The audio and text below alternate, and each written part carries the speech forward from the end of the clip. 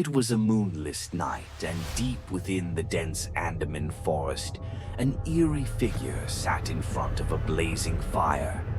The man was draped in tribal attire, his face painted with strange symbols. Around his neck, a garland of human skulls swayed as he chanted in a language long forgotten by time. In front of him lay a large coffin-like box, weathered and covered in strange, ancient markings. The box seemed to pulse with a strange energy, as if it were alive. The man's chants grew louder, his voice merging with the crackling of the fire. With every chant, he threw handfuls of strange herbs and powders into the flames, which leaped higher in response. The sky overhead began to rumble, and the jackals in the distance howled in eerie unison. At the climax of his ritual, the man grabbed a sacrificial knife, his eyes gleaming with a sinister intent. In one swift motion, he slashed the throat of a goat, letting its blood pour over the coffin. The ground shook as the blood touched the box, and a whirlwind of wind began to swirl around him. Lightning struck the sky, illuminating the twisted branches overhead. Laughing maniacally, the man stood up as the chaos intensified around him. It was as if he had unleashed something far older, far darker than anyone could comprehend. Hours later, a team of 20 people arrived at the edge of the same jungle, oblivious to the dark forces at play. They were a mix of archaeologists, excavation experts, and laborers sent by the archaeological department to explore the forest. This jungle, bordered on 3 sides by the sea, was believed to be rich in coal deposits. But beyond that, whispers among the local villagers hinted at darker stories of tribal rituals, cursed lands, and disappearances that had never been explained. Boss, it's almost dark. We should set up camp here for the night, suggested one of the workers, as they gazed at the dense thicket that stretched endlessly before them. The leader of the team, Vikram, hesitated but nodded. You're right. It's too dangerous to continue into the forest now. We'll start fresh in the morning. They decided to set up their base near the edge of the forest, wary of venturing too far in. As they unpacked, one of the junior members, Ravi, stared uneasily into the trees. Sir, I think I saw something. 2 glowing red eyes, right there. He pointed nervously into the dense foliage. Vikram brushed it off. Probably just a wild animal. Don't overthink it. Stay near the bus for now. We'll move in tomorrow morning. That night, they all slept in their bus, but none of them could shake the uneasy feeling of being watched. At the crack of dawn, the team began their expedition deeper into the forest. The air was thick with humidity, and strange sounds echoed from the dense canopy above them. They had been walking for about an hour when they stumbled upon something strange. Hanging from the trees were rag dolls made of straw, their eyes replaced with small stones. Scattered across the forest floor were skulls, human skulls, picked clean and bleached by time. What the hell is this place? Murmured Shelley, one of the archaeologists. Vikram frowned.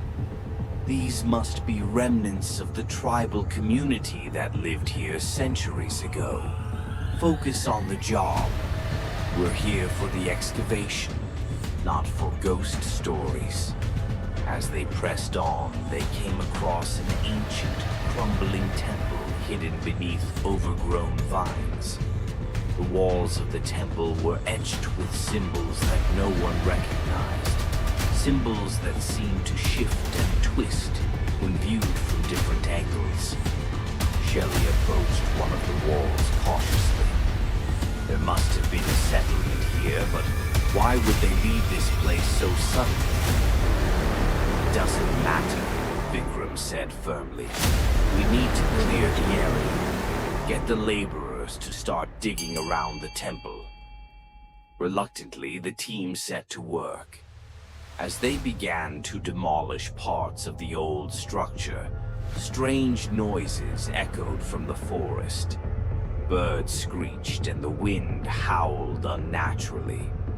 After hours of digging, they uncovered a large box buried deep within the earth. It was wrapped in rusted iron chains and covered in inscriptions similar to those on the temple walls.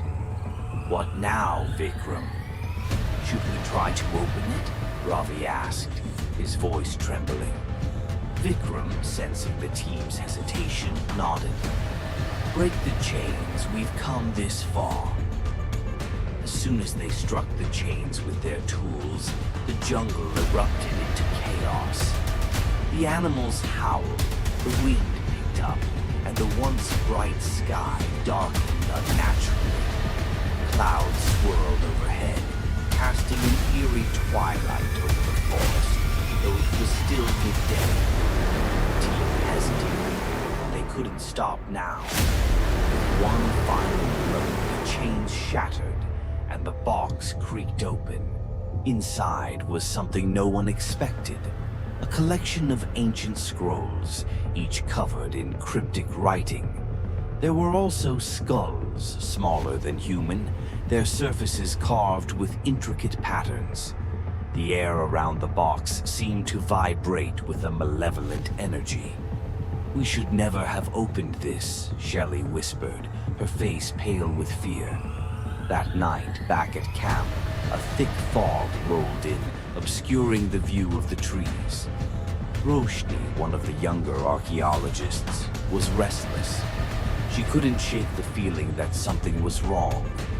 At around midnight, she awoke to the sound of a voice calling her name, softly from outside the tent. She sat up, heart pounding. "Shelley, is that you?" she called out, but there was no response. Curiosity and a strange compulsion drove her to step outside. As she wandered towards Shelley's tent, she noticed movement out of the corner of her eye. A shadow flickered between the trees, moving unnaturally fast. Fear tightened her chest. She quickened her pace, but the shadow seemed to follow her. Suddenly, a cold gust of wind swept past her, and she felt a presence behind her. Turning slowly, her eyes widened in horror. Standing just a few feet away was a headless figure, blood pouring from its neck. Its body was grotesque, twisted, and its arms reached out towards her. Roshni screamed, but before she could run, something cold and skeletal wrapped around her wrist, pulling her back. A long, bony hand pierced through her chest, and she gasped in agony. The world around her blurred as she was lifted into the air by invisible forces, and before she could comprehend what was happening, the roots of a nearby tree coiled around her legs, suspending her upside down from a high branch. Blood dripped from her body as she hung lifelessly, her eyes wide open in terror.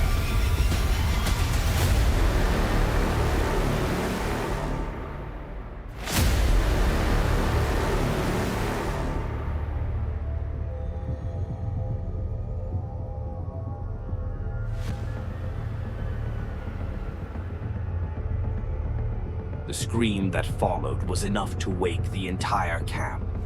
What was that? Someone screamed. Ravi shouted, rushing outside with the others. Their flashlights scanned the trees, and there, hanging from a branch, was Roshni's body, swinging lifelessly in the wind. Everyone froze in horror.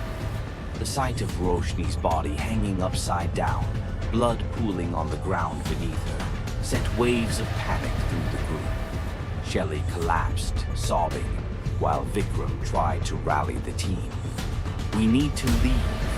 Now," he ordered, but the fear had already taken root. As they packed up, strange whispers echoed through the forest. and shadows danced between the trees. The team hurriedly piled into their bus. Even as they sped away, they knew something had followed them. Something that wouldn't let them go so easily. They had come in search of coal, but they had awakened something far older and far more dangerous.